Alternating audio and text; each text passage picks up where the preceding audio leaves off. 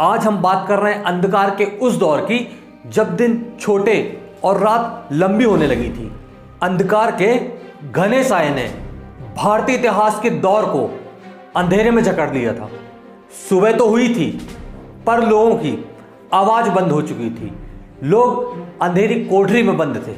हम आपको बताएंगे भारत के इतिहास के उस काले दिन की सच्चाई जिसने भारत के इतिहास को पूरी तरीके से बदल के रख दिया था। तो जुड़े रहिए हमारी वीडियो में लास्ट तक, और अगर अभी तक आपने हमारे चैनल को सब्सक्राइब नहीं किया है तो जल्दी से सब्सक्राइब कर लीजिए।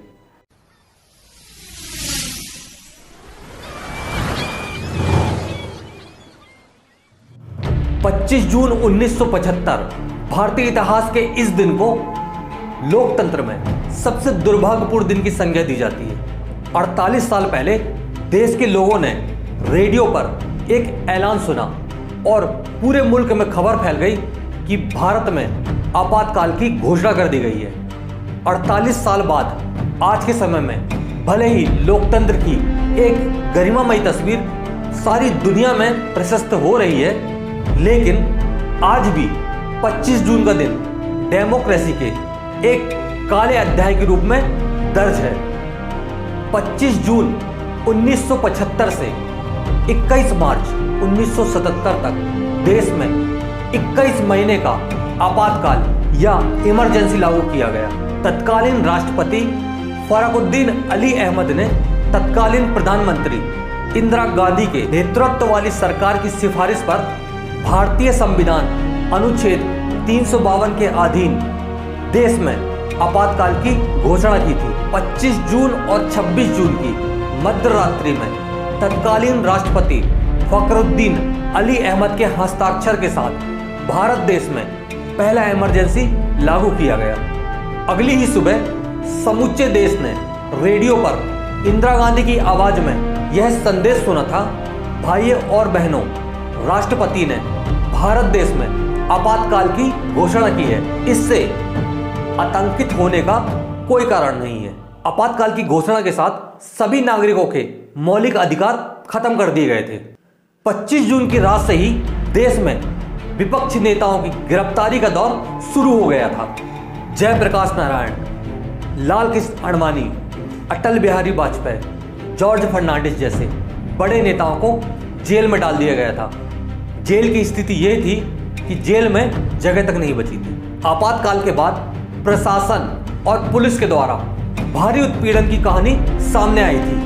प्रेस में सेंसरशिप लगा दी गई। हर अखबार में सेंसर अधिकारी बैठा दिया गया। उनकी अनुमति के बाद ही कोई भी समाचार छप सकता था। सरकार विरोधी समाचार छापने वालों को गिरफ्तार कर लिया जाता था। यह सब तब थमा जब 23 जनवरी 1977 को मार्च में चुनाव की घोषणा हो गई। 1971 के चुनाव में इंदिरा गांधी ने अपनी पार्टी को अभूतपूर्व जीत दिलाई और खुद बड़े मार्जिन से जीती थी। खुद इंदिरा गांधी की जीत पर सवाल उठाते हुए उनके चुनावी प्रतिद्वंदी राजनारायण ने 1971 में अदालत का दरवाजा खटखटाया।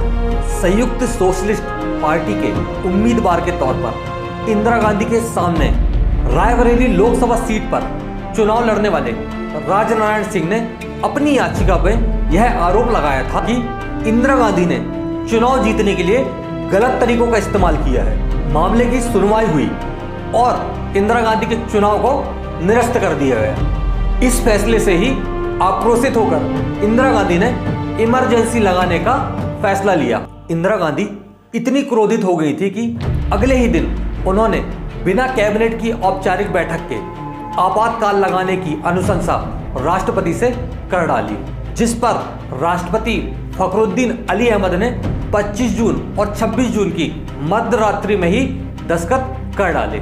इसी तरह देश में पहला आपातकाल लागू हो गया। इंदिरा गांधी के प्राइवेट सेक्रेटरी रहे दिवंगत आर.के. धवन ने कहा था कि सोनिया गांधी और राजीव गांधी के मन में इमरजेंसी को लेकर कोई भी संदेह या पछतावा नहीं है। और तो और मेनका गांधी को इमरजेंसी से जुड़ी सारी बातें पता थी। उसके बाद भी हर कदम वह संजय गांधी के साथ थी। वह मासूम या अनजान होने का दावा नहीं कर सकती। दिवंगत आर.के. धवन ने यह खुलासा एक न्यूज चैनल में दिए हुए इंटरव्यू में कहा था। अपने सलाहकार और हिंदी के प्रसिद्ध कवि श्रीकांत वर्मा द्वारा दिए गए गरीबी हटाओ के नारे ने देश में इंदिरा गांधी की छवि गरीबों के मसीहा के रूप में पक्की की थी। अब लोगों को लग रहा था कि सिर्फ इंदिरा गांधी ही गरीबों के लिए लड़ रही है। यही कारण था कि देश में आम चुनाव हुए तो कांग्रेस पार्टी को जबरदस्त जीत मिली। कुल 518 सीटों में से 2/3 से भी ज्यादा कांग्रेस को 352 सीट हासिल हुई। आप देखिए इतिहास कैसे स्वयं को दोहराता है। इसकी एक झलक पिछले साल दिल्ली की सड़कों पर देखने को मिली। प्रवर्तन निदेशालय यानी ईडी की ओर से नेशनल हेराल्ड मामले में राहुल गांधी से पूछताछ के विरोध में कांग्रेस नेताओं और कार्यकर्ताओं ने सड़कों पर उतरकर जमकर हंगामा किया और इसे सत्याग्रह का नाम दिया। कुछ इसी तरह का आचरण 48 वर्ष पहले दिल्ली की सड़कों पर देखने को मिला था, जब इलाहाबाद हाईकोर्ट के न्यायाधीश जगमोहन सिन्हा ने समाजवादी नेता राजनारायण की याचिका पर निर्णय देते हुए इंदिरा गांधी को आयोग करार देते हुए 6 वर्षों के लिए चुनाव लड़ने पर रोक लगा दी। आपातकाल के दौर में समूचा देश जिस तरह सरकार की जुल्म और जाति का शिकार बना, उसकी मिसाल मिलना कठिन है। आपातकाल में मिले सबक इसलिए याद रखे जाने चाहिए क्योंकि कांग्रेस आज भी अपने नेताओं के ऊपर लगे भ्रष्टाचार के आरोपों के विरुद्ध सड़कों पर उतरना पसंद कर रही है। फर्क सिर्फ इतना है कि 1975 में हाथ में डंडा था और आज झंडा है। करीब 21 महीने तक चले आपातकाल की घटनाओं को लेकर भारत में वैसी तस्वीरें नहीं दिखाई देती जैसे यूरोप में हिटलर को लेकर दिखती है। समूचा यूरोप पिछले 75 सालों से हिटलर की तानाशाही के विरुद्ध विजय दिवस मनाता आ रहा है। वहीं हिटलर, मुसोलिनी आदि की पराजय को नुक्कड़ नाटक, नाजीवाद पर आयोजित फिल्मों और अन्य आयोजकों के जरिए उस काले और भयावह दौर से परिचय कराया जाता है। ऐसे ही भारत में भी किया जाना चाहिए ताकि भावी पीढ़ी उस काले अध्याय से अवगत हो। इस वीडियो को ज़्यादा से ज़्यादा लोगों तक शेयर करें ताकि आपातकाल की इस घटना जन जन तक पहुंच सके। और इसी तरीके की इम्पोर्टेंट जानकारी के लिए आप हमारे चैनल को सब्सक्राइब कीजिए और हमें फॉलो करते रहिए। जय हिंद, जय भारत।